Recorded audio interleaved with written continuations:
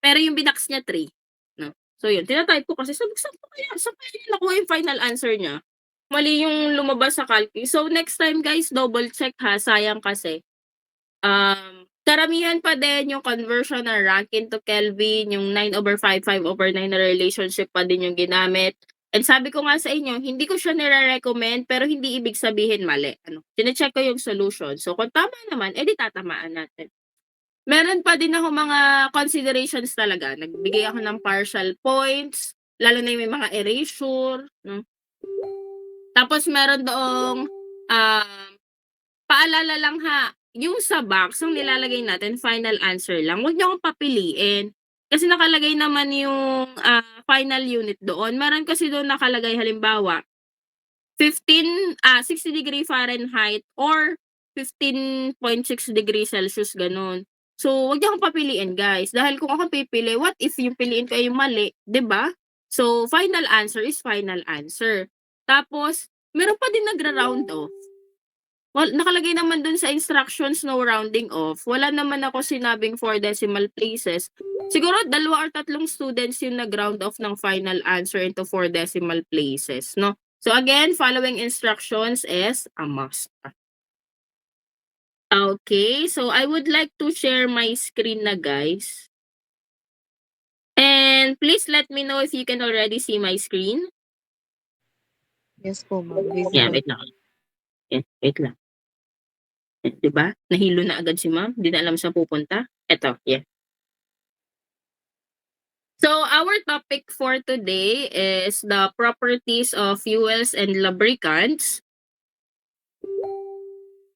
So dadiretso na tayo dun sa mga formulas, ano. And take note na yung mga terms na na-mention dito ay maaaring mapasama sa ating long quiz. Sabi ko nga sa inyo, sa ating long quiz that is on December 3, meron tayong 10 items na modified true or false. So yung mga statement dito, baka tanggalan ko lang ng mga terms or pwedeng true naman, no? So yun yung mapapasama yung module 4, yung mga statement sa module 5 or kung meron man sa module 6, kasama siya. Pero most probably siguro madami sa module 4, no? Kasi yung module 4 naman talaga yung puro statements lang yung nakalagay. And to be honest, I think na-mention ko na, madali lang si finals as compared to midterm. Kaya nga, ang ating finals is cover to cover, di ba? And also, pero yung ating long quiz is module 4, 5, 6 lamang.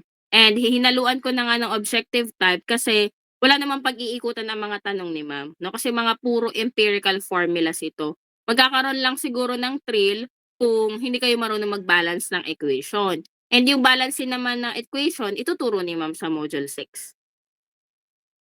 So again, sorry from time to time may commercial na ubo, ano. So again, we have here properties of fuels and lubricants. There are ways on how to analyze the composition of fuels or petroleum products, lubricants, etc. And we will be discussing too the proximate analysis and ultimate analysis. So by the way guys, ang daming sinasabi diyan. So in summary, proximate analysis focuses on the analysis of compounds. Ano yung mga compounds na fina-focus sa proximate analysis? That is moisture, volatile matter, and ash. No? Meanwhile, for the ultimate analysis, it focuses on elements. Again, proximate analysis, compounds, ultimate analysis, elements. Meron kaming ginagamit dito na abbreviation, that is the CONASH.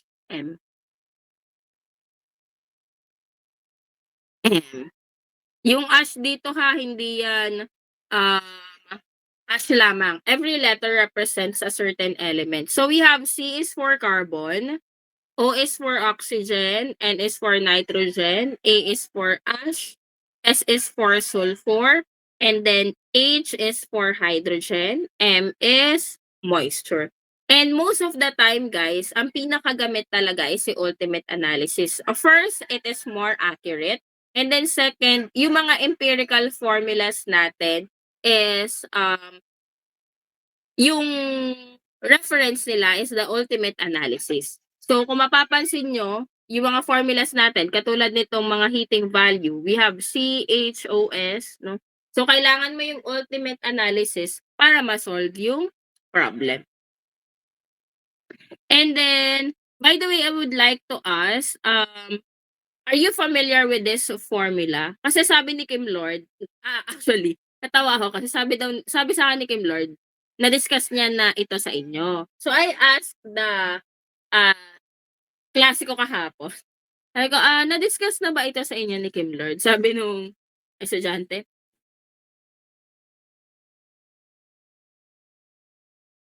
Ask kung, are you familiar with this one? So I would like to know, yes or no lang, sagot po kayo. Kung familiar man o hindi, i-discuss ko pa din naman ito. Gusto ko lang malaman kasi merong isang section hindi daw sila familiar. So I would like to know kung nakita nyo na ba to, narinig, no? So yes or no lang mga kapatid. Pwedeng no, pwedeng yes. Either of the two, magdi-discuss pa din si ma'am.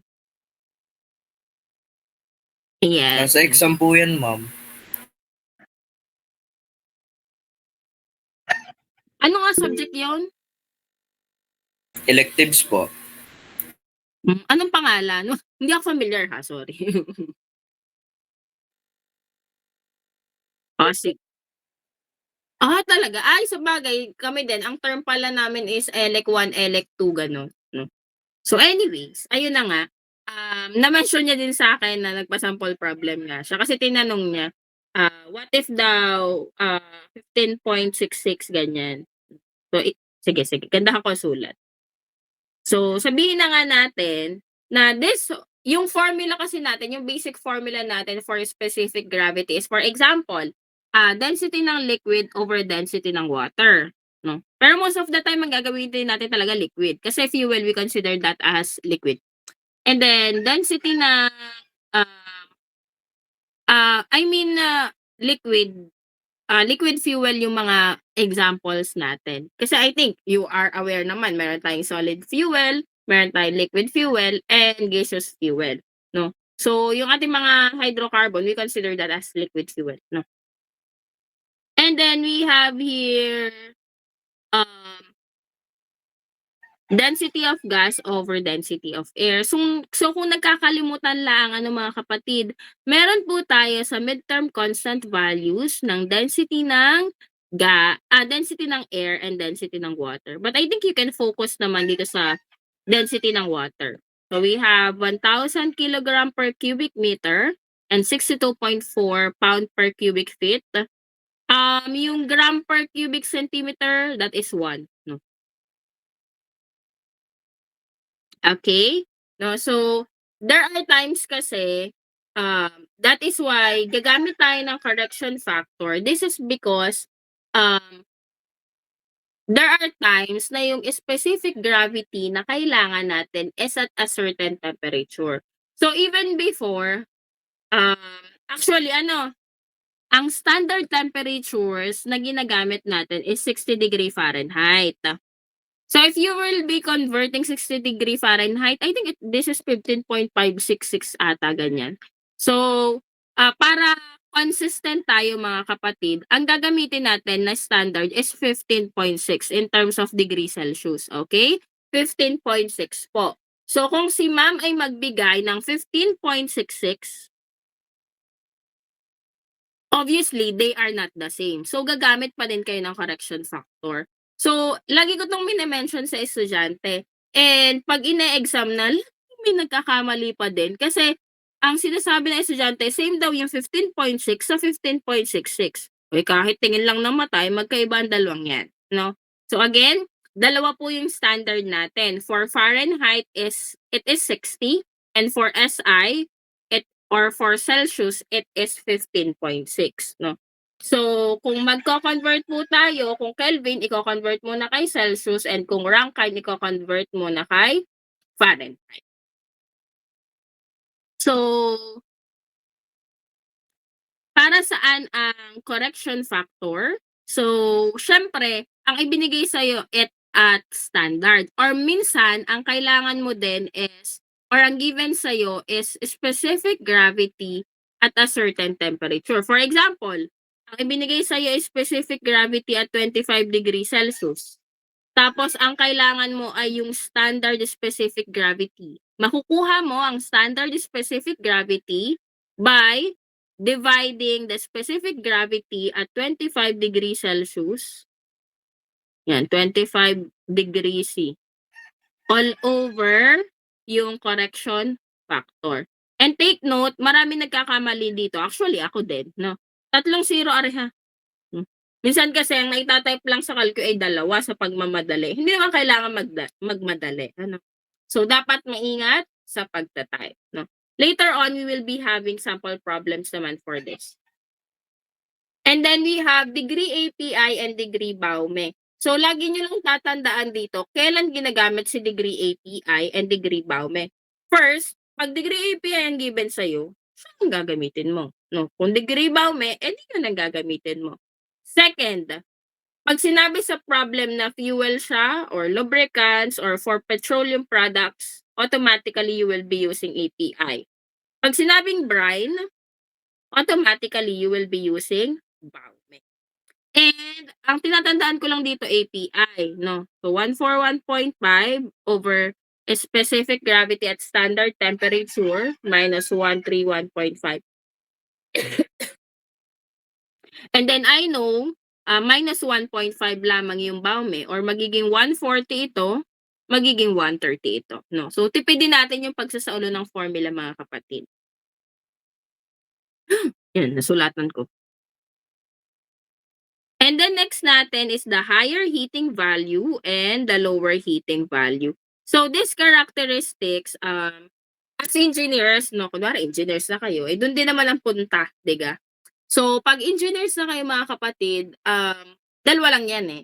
Either you're the customer or you're the supplier, no? So, either ikaw yung magre-receive ng product or ikaw yung nangangailangan ng product or ikaw yung magbibigay ng product.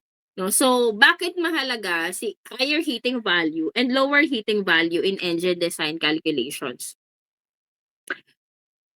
Una, dapat alam mo kung paano siya i-solve. Bakit? Una, kung ikaw ay supplier or kung ikaw yung magbibigay ng engine or ikaw yung supplier ng engine to a certain customer. So, you will be giving quotation, ano? So, bibigyan mo siya ng presyo or bibigyan mo siya ng description, specification sheet ng engine mo. And that includes the higher heating value and the lower heating value. So, kung hindi ka marunong mag-compute ng higher heating value and the lower heating value, you cannot give the specification to your customer.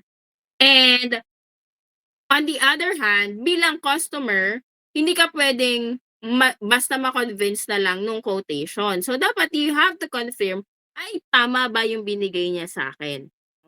So, you have to be aware of different standards. In this case, actually, the Dulong's formula is the most commonly used. Kasi nga sabi natin, ultimate analysis is the more accurate analysis of fuels.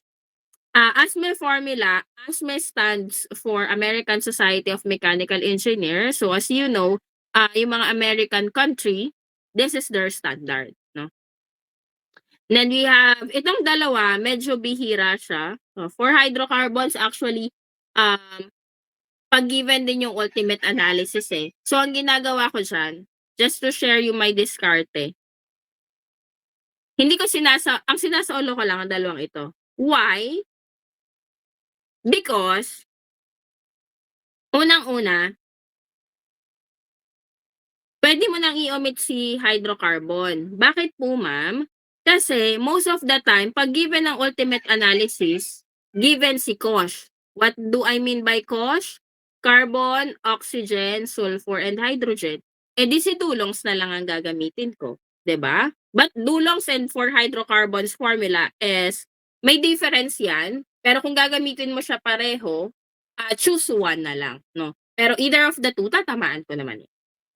Ngayon, bakit ito ma'am, hindi mo na din sinali itong Bureau of Standards and SNK formula. So ang logic niyan guys,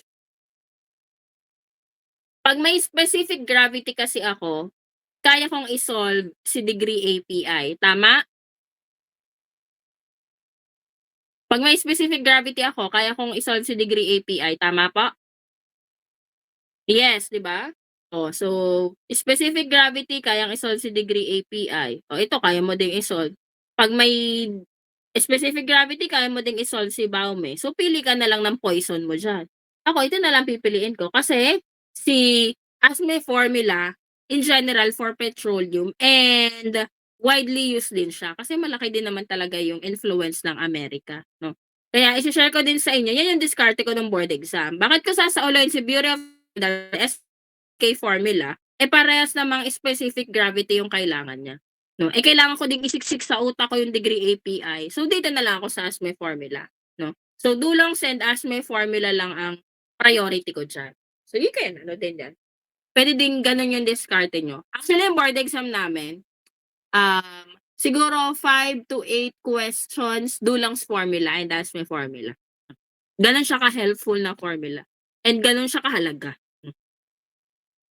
And then, these are empirical formulas. Ano po, when we say empirical, if you use that, may mga specific na units. Dulongs in kilojoule per kilogram, itong for hydrocarbons in BTU per pound. Hindi lahat na kilojoule per kilogram ha, baka ma-excite. Then we have a lower heating value. So,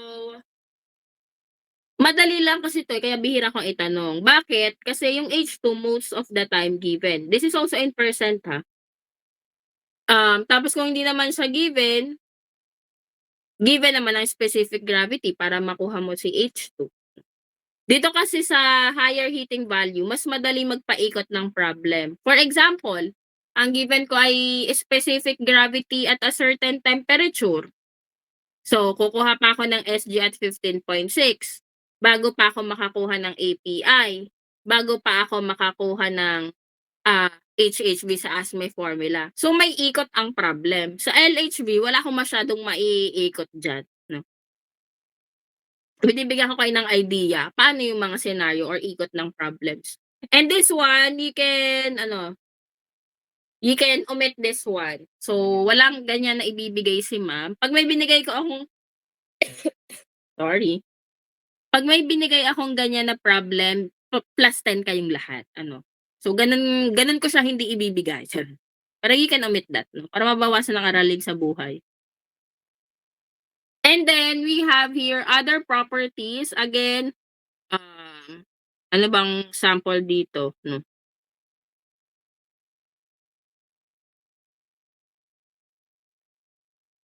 Yan, ito, pwedeng yung flash point, paltan ko tong temporarily ng continuously, yung mga possible na mga true or false ba. And then now, we will be proceeding with the combustion proper. So, discuss ko na to kasi kasama na siya sa module 5. Pero yung sample problem natin for this, i-start natin next meeting para kasama siya ng combustion. So, sa combustion proper, particularly, actually, yung pinaka-exciting na part is module 6. Kasi, you will know, ano yung mga, aside from fuel, ano yung dapat kasama niya para makapag-produce ng combustion products.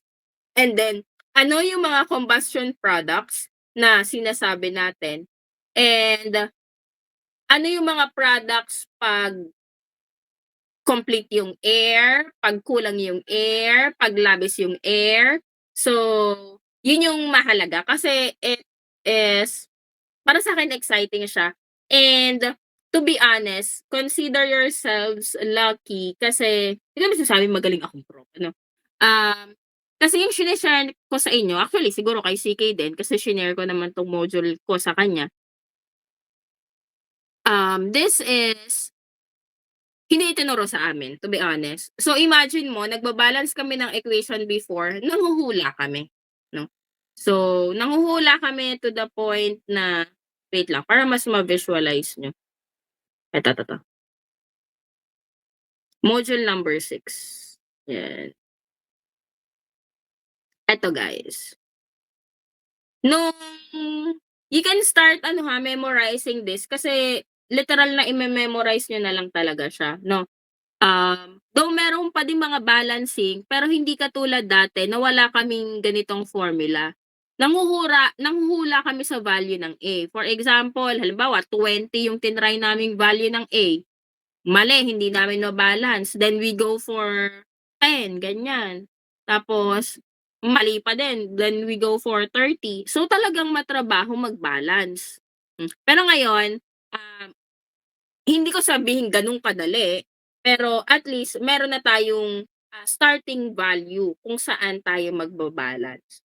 So, next meeting pa naman yan. Or you can explore it na. And madalas din itanong yung air fuel ratio. So, kung mali kasi kami ng balance, mali na yung air fuel ratio namin. Eh, pwede naman pala na may shortcut formula. Ano? So, ito po.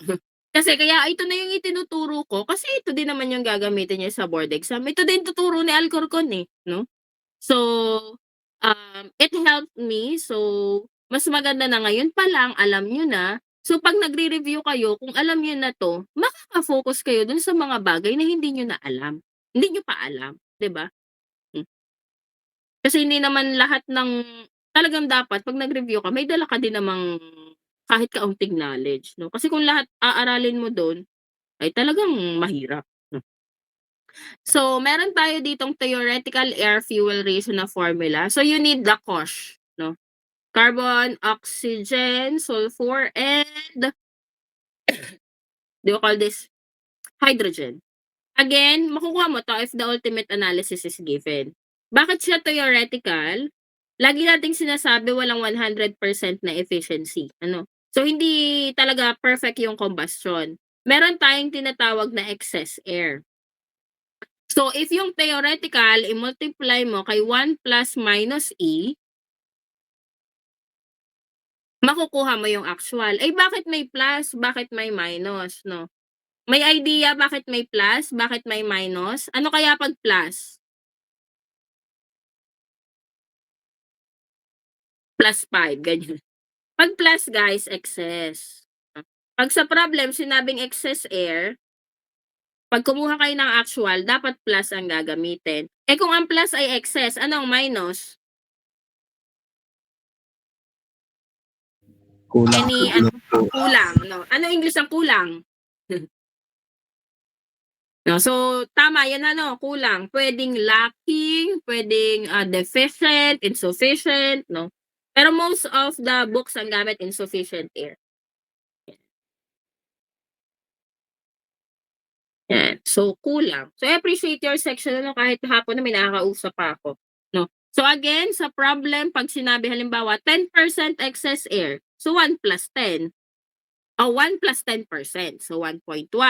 Pag sinabing insufficient air na 10%, 1 minus 0.1. So that is 0.9. So babasahin nyo kung excess air or insufficient air. Itong analysis of flue gas, may kadalian ito. So kasi, halimbawa, CO2 is 30%. CO is 20%. O2 is 40%. So magiging tanong lang dyan, ilang percent si N2? So sa tingin nyo ba ipapa-exam ko yun, 'di ba? Pero mahalaga yung knowledge na alam nyo that the CONASH or yung elements in an ultimate analysis is equivalent to 100%, no? So, anong sagot? Ilan ang N2? Kung 100% dapat, may 40 ka na, may 30 ka na, may 20 ka pa. 10 po. 10%. So, ganun lang kababaw ito, mga kapatid. So, ayan. So, tayo magpo-proceed sa sample problem. Lahat ng problem ay nilagay ko na sa module number 6. Nasaan naga? Ayan. Ay, mali. Ito nga. Problem 1. Okay. So, kita naman na ang problem, Yes Guys. po. Yes po, Okay. kita na. Yan. So, ano kayang kulay? Sige, pink. Ay, ito pala black. Michelle di tayo. Char. So, a certain power, ay, wag pala black. Blue na lang. A certain power plant consumes 560,000 milliliters Ito ay example ng problem na hindi lahat ng given ay gagamitin. So, tatandaan niyo yun ha, kung alin lang kailangan, yun ang gagamitin. Pero puwede niyo din 'tong magamit, density is mass over volume, 'di ba? Kung sakaling di given si density, given si mass and volume, makukuha pa din si density. So, binibigyan ko lang kayo ng idea kung gaano kalikot yung utak ni ma'am sa mga exam. Sabi fuel daw, so this is a petroleum product, pero given naman kasi yung API. So API na talaga yung gagamitin. At 25 degrees Celsius. The question is, find the specific gravity of the fuel. So the question is specific gravity at 25 degrees Celsius. Okay, tanong, what if tinanggal ni ma'am ang 25 degrees Celsius dito? What is the temperature? 25 po. Ano guys, yung i-a-assume nating temperature? Kung sakaling walang 25 degrees Celsius or walang given na temperature, ano ang i-a-assume? 15.6 po. 15.6 po. 15.6. No, so ganun tayo guys ha. Ang default natin, pag given, of course, di kung ano yung given. Pero kung hindi given, 15.6 automatic. No? Diba kasi awayin nyo ako, ma'am, wala pong temperature din paano ga? So 15.6 iyon. No? So, kung walang temperature, 15.6, di napakaikli ng solution. Pero since meron, may kahabaan ng kaunti. No? So, ang unang step dyan, dun ka sa pinakamababaw. So, diga, ang ating specific gravity is density of fuel over density of water. Ang density of water naman, sorry po, alam natin na either 1 gram per cubic centimeter, 1,000 kilogram per cubic meter, or 62.4 pound per cubic feet. Kung ako sa inyo, yung 1,000 kilogram per meter cube, yun na lang tandaan nyo, i-convert nyo na lang yung gram per cm cube. Pero kung tamad na tamad kayo sa life, sauluhin nyo na lang. 1 lang naman yan, diba? Ang problema natin din density of water lang meron tayo. Wala tayong density of fuel. So, lipat tayo ng ibang formula. Ngayon, may API ka, makakakuha ka doon ng specific gravity.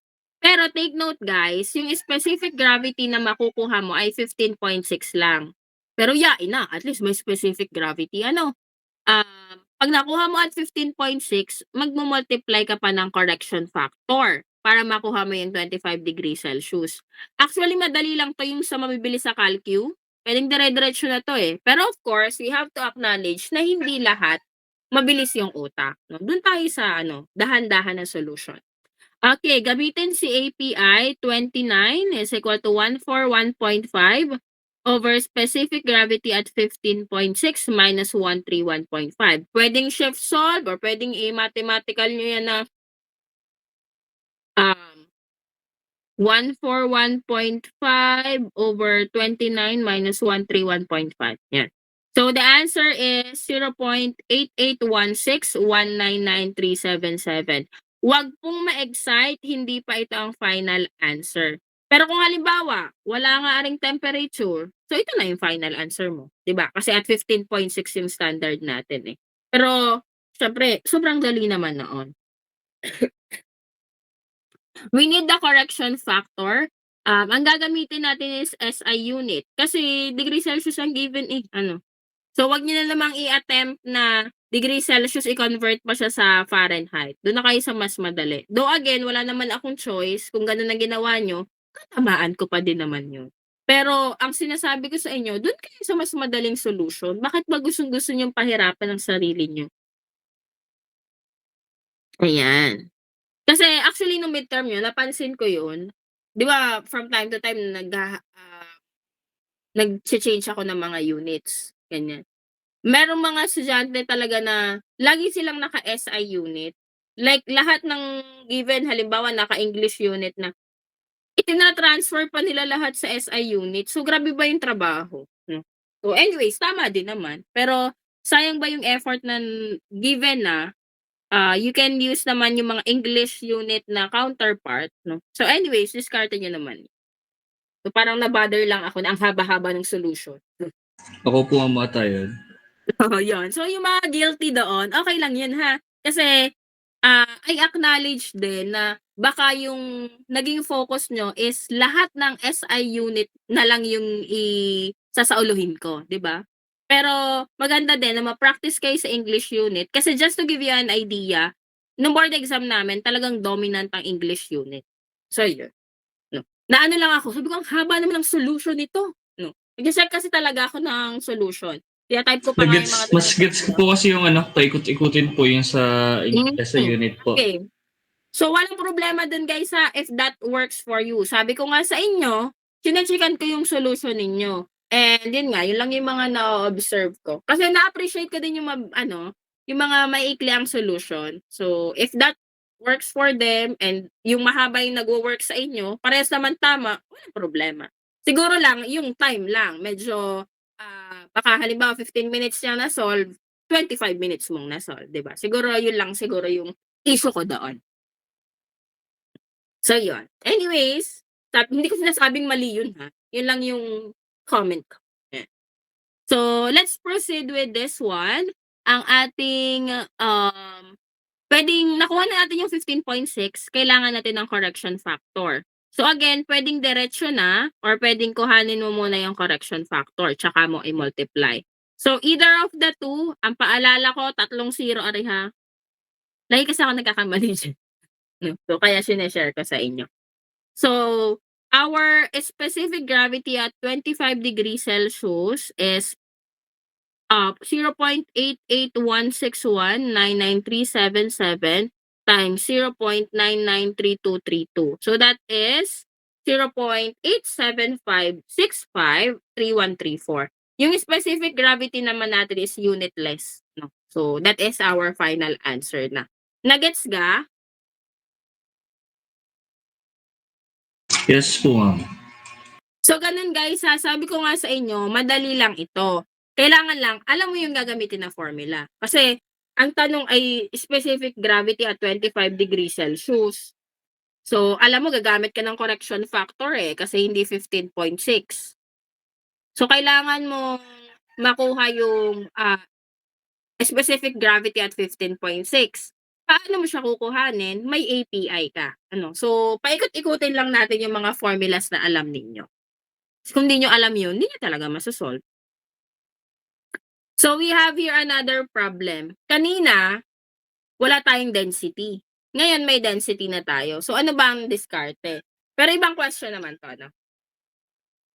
In this case, uses fuel daw. No? So, petroleum products na. Ulit.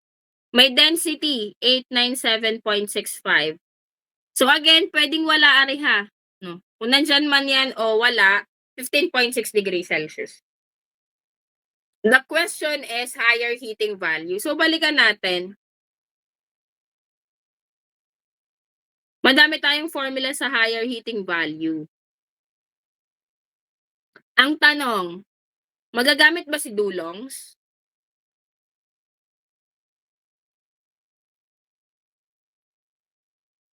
Magagamit ba si Dulong's formula or si hydrocarbon? Kasi they both need ultimate analysis Yes or no? Pwedeng sumagot kahit mali. Pwede po, ma'am. Actually, no. Because wala tayong ultimate analysis na given. No? So that is your sign na hindi mo siya magagamit. Pag may ultimate analysis, silang dalawa lang yung gagamitin mo. Maaari mong gamitin.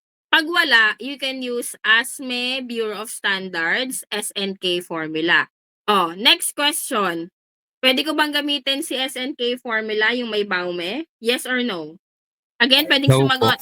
Tama or mali? No, because hindi siya petroleum product. No, yung baume natin o yung SNK is for brine lamang. Are, fuel, petroleum product siya. So, ang may karapatan ka lang gamitin is the degree API or yung SG. So, kung iniisip nyo guys na pag ginamit mo yung isa over the other, parehas ng sagot, hindi. Mga empirical formula yan, mga estimates. So, medyo malapit pero technically malayo, no? Either of the two, yung ASME formula or Bureau of Standards, maalin man dyan ang gamitin nyo for the problem, okay lang yon, tatamaan ko yon, no? Pero kung sabi ko nga sa inyo, ang diskarte ko kasi hindi ko sinasaulo yung Bureau of Standards, yung degree API ako, 'no. So, priority pa din natin yung ASME. Pero sabi ko nga, hindi priority ang Bureau of Standards, pero hindi ko sinasabing mali. Kung gagamitin mo siya, walang problema. Okay, gamitin muna natin si HHV. Ang kailangan natin din degree API. Tapos kailangan natin ng specific gravity at 15.6 ano. So ganito mga problem natin ha, may formula tayo, pero hindi direct substitution, talagang gagamit pa din ng utak. Specific gravity at 15.6 wala ka, pero may density ka ng fuel. So dapat alam mo yung density ng fuel over density ng water. So divide mo lang ng 1,000. That's why we have 0.89765. So again, ito pwedeng diretso mo na din or kung ikaw gusto mo dahan-dahan, 141.5 over 0.89765 minus 131.5 is 26.1338265. I-multiply mo ng 139.6, i-add mo ang 41,130, that is 44,778.2815 kilojoule per kilogram. Okay?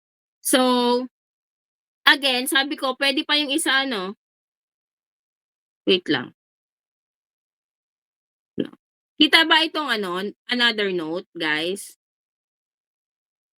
Kita niyo to? Yes po. Okay. So, ito yung SNK standard. Tingnan ko tama yung nilagay ko. 42 hindi pala. Bureau of Standards pala to. Yung SNK pala yung BAUME. So, we have 51,716,8793.8 specific gravity. Yung specific gravity natin is the 0.89765. Pwede natin ibang kulay. Let's make it pink. Yeah. Yan. Oh my God, ayaw niya mag-pink. Yan. So that is our specific gravity. And then, yung ating value, pag sinubstitute natin is 44,630.17121. Let us check. Actually, hindi sila equal, no? Pero magkalapit naman, no? So, yan yung sinasabi ko, guys, na kaya si ma'am nagche-check ng solution. Kasi binibigyan ko kayo ng options kung alin yung gagamitin nyo. So, since binigay ko yung option na yun, dapat i-consider ko siya sa exam. Wala namang binigay ko ang option tapos biglang bawal, no? Meron pa akong ganyang scenario sa exam ninyo yung sa backwork ratio. Kasi, meron doon na dapat kailangan mong i-solve yung mass. So, yung iba, nag-assume sila na ang mass is 1 pound. Pero technically, mali kasi yon. So, nung una kong check, minalian ko kasi, mali yung mass. Pero, I remember, sinabi ko sa inyo na sa backwork ratio, ang mahalaga lang naman is temperature. So, nung nag-check ulit ako, kinonsider ko na yung mga mali yung mass, pero tama naman yung backwork ratio. No? Kasi kung hindi ko i-consider, lalong pupulutin sa kangkungan, ika nga ang mga score. No? So, talagang, siguro naka 3 rounds of checking ako kasi naghahanap ako ng other partial points pa. Parang, sige, bigyan mo na Jewel, ganyan. So, Yun baka po, nakatatlong pa siguro ako. yung reason po, bakit po nakapag-SA unit po, yung sa mas po na nawawala. Oo. Yeah, I remember that. Kaya po lumipat po ako ng SA unit kasi po automatic po 1 kilogram po kapag po wala. So, yon. Yung iba kasi, tapos yung iba, hindi na nila sinolve yung mass, so hinahanap ko, ganyan. Sa backwork ratio, di ba, hindi naman siya nagmamatter. Kaso dun sa letter B, ito yung question na dalawa yung tanong Kaso dun sa letter B, I think that is yung HP ata yung sagot. Di ba na-post ko naman na yung Sige, wait. Nasa na ba yon? Dito sa, pinost ko yun dito. Saan na? Hindi ko ba na-post yung Ay, hindi. Dito pala. Sorry naman. Ayan, itong first question. Ito naman pala. Parang hindi na ako nanghuhula. Ito kasi, sa first question, kailangan mo ng mass. Kaso yung isa, back-work ratio. So, technically, maka-cancel out yung mass. So, nung una, minalian ko yung mga mali yung mass. So, nung second check ko, isinama ko na yung, kahit mali yung mass, basta tama yung ratio. Kasi, technically, di mo naman siya kailangan sa back-work ratio. Yun nga lang, of course, kung mali yung mass mo, mali yung work net mo. So, yun. Yun yung mga other considerations ko pa. Makikita nyo naman na siguro iniisip nyo, hindi kayo tama, pero tinamaan ko kasi siyempre at the end of the day gusto ko naman kayong tulungan. Hindi ko naman sana kung ano, siniro ko na kayong lahat, 'di ba? Hmm. Kahit paano naman, nagche-check ako, paano pa kaya tataas 'to 'no, so gano'n si ma'am. So, any questions about problem number 2 so that we can proceed with our last problem today? Naintindihan ka, are? Wala pa pong question so far, ma'am. Okay, so last question natin, problem number 3. So, are may ultimate analysis tayo. Fuel, petroleum product. Ang ating question din is HHV. So, sabi ko sa inyo, 'di ba, pag ultimate analysis, pwedeng dulongs or yung for hydrocarbon, no? Pero sabi ko nga, yung dulongs na lang ang inyong sauluhin, no? Pero kung gusto niyo sauluhin parehas, hindi ko pinipigilan, ano? Okay. So, ako gay nai-stress din at hindi ko mapaliit ang size. Baka naman alam niya kung paano. Skin tone ba 'to? Ay, charot. Keep editing. O sige, kung ayaw mo, edi wag, 'di ba? Ako'y madaling kausap. So, for example guys, ano, tanggalin natin 'tong H2. Yan. Ibahin natin yung given. Question. Meron kang C, 68%. Yung common palang pinagkakamalian dito, yung pagta-type. Actually, ako nagkamali din ako kanina. Oxygen is 3%. Hindi yan zero ha, oxygen yan. Ang nagamit ko, yan, 0.3. Eh, di ang 0.3 ay 30%, no? So, dapat 0.03, no? For S, we have 7.5. Question, what is the value of H? 0%? Tinanggal ko na. Anong value ng H? 0% po ba? Yes or no? Pwede magkamali. Basta sumagot.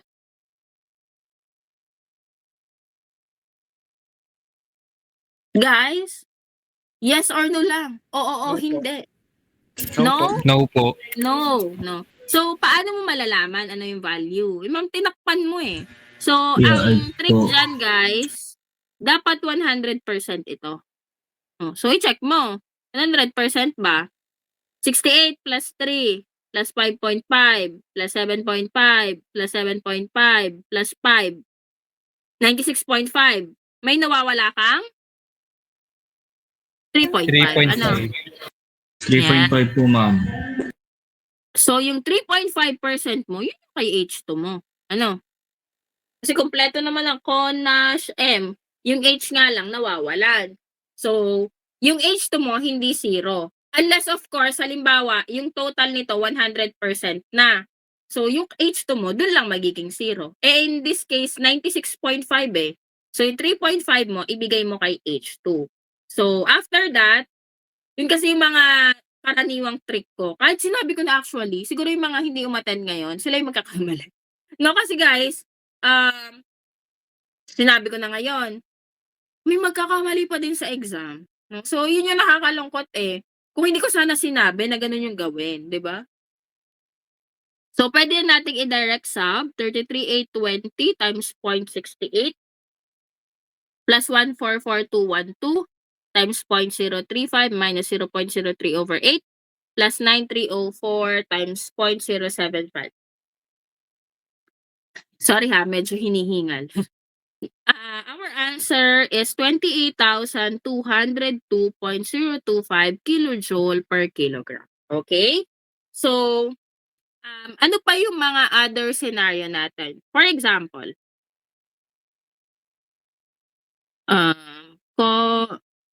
sabi ko nga sa inyo guys, ang karaniwan kasing nasa mga formula is the COSH, carbon, oxygen, sulfur, and hydrogen. So we have NaM. Ito yung nitrogen, ash, and moisture. The usual product talaga is the COSH. So ngayon, I have a question. If 50% ang carbon mo, 30% ang oxygen mo, 20% ang sulfur mo, what is the percentage of hydrogen? 0 po. 0.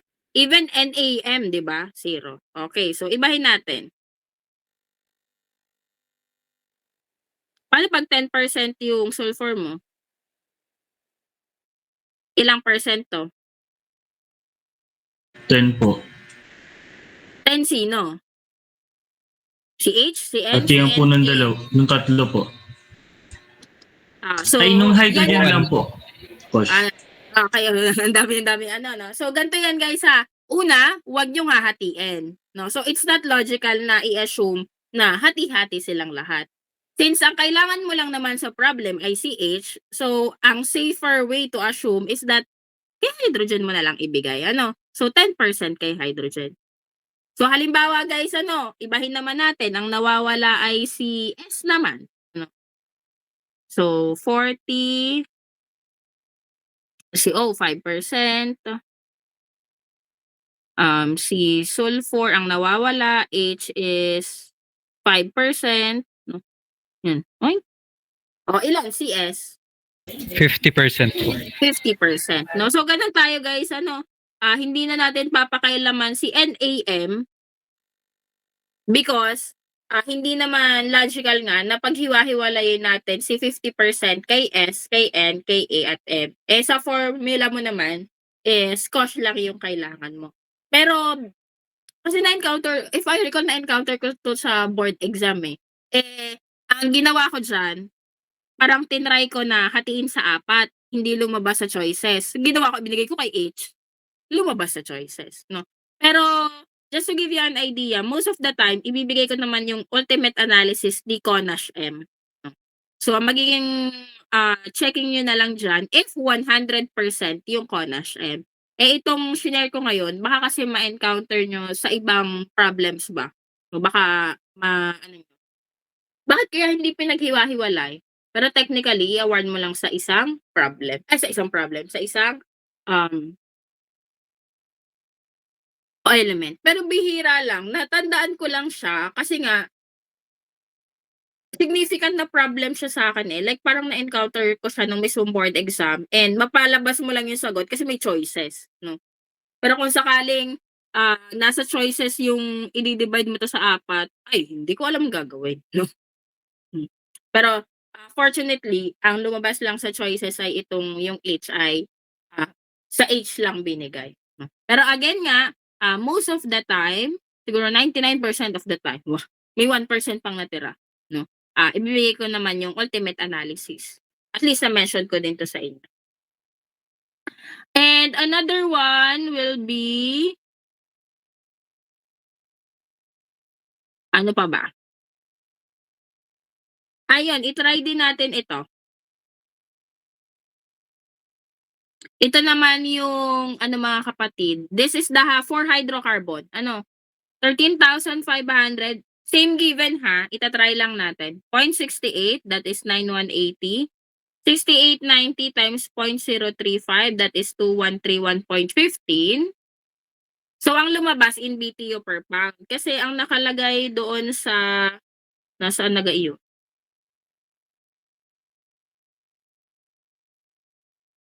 Palabas-labas yung picture ko. Ang lumabas ang dapat lumabas na unit is naka-BTU per pound. Yan. That is 13,500 times 6890. Yan. Ngayon, since naka-BTU per pound siya, halimbawa, ni-require ko na kilojoule per kilogram. Pero kaya ako kinonvert in kilojoule per kilogram para ma-compare natin dun sa isang formula. So, converting BTU to kilojoule, imo-multiply ng 1.055. Converting pounds to kilogram, imo-multiply ng 2.205. So, ang nakuha is 26,312.84547.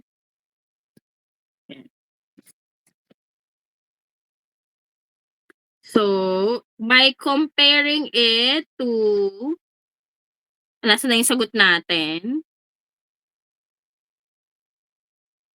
28,000 kasi ata yung sagot natin, no? So, 28,202. Sabi ko nga sa inyo, these are empirical formulas. Hindi yan magsasakto talaga. Magkaiba talaga sila. Though malapit, pero yung 2,000 kasi medyo malaki na yon. Pero makikita ko naman sa solution nyo kung alin yung ginamit yung formula. Pero again, pag may ultimate analysis, priority si dulong. Pag may mga specific gravity, priority si ASME. So, know your priorities, ika nga. Charot! Nawala na yung screen natin. Ano ba? So, any questions, mga kapatid? By the way, yung module number 6 ay na-i-share ko na sa inyong kasama na yung problem 4, 5, 6. And actually, dun sa hard copy naman ng inyong modules, andun din yung copy. Kasi mga may sulat-sulat ko na yung nandoon sa ating Google Classroom. By the way, I appreciate your section. I think kayo may pinakamadaming attendees since yesterday. Wow, baka may humirit ng class, charot. So by the way, guys, may naintindihan ka today? O yung Yes po, upo ko lang ma'am. ang natanda. So, by the way, guys, may question ka? Wala naman. Wala po. Wala pa po, ma'am, so far. Ayan. So, ayun guys, thank you so much for your attendance today. So, kung may tao pa sa faculty room, preferably si Tin or si CK, kasi baka hindi kayo papasukin ng iba, Miss Aguila. So, kindly approach na lang them so that you can get your modules. If weekdays kayo kukuha, na-inform ko na din naman si Sir Roy. Tapos, yung inyong long quiz na take home, yung midterm, I'm expecting the copy sa December 3.